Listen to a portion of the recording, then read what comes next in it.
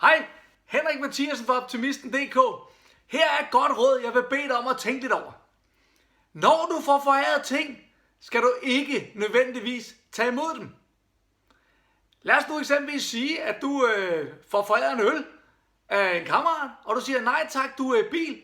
Hvem ejer så øllen? Det er din kammerat. På samme vis også, når der nu kommer nogen med ufatteligt dårlig humør, og siger, galt, det er noget lort det her, mand.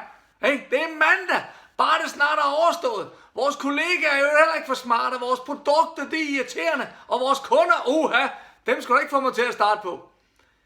Hvad nu, hvis du ikke vil tage imod det dårlige humør? Hvad så? Hvem ejer så humøret?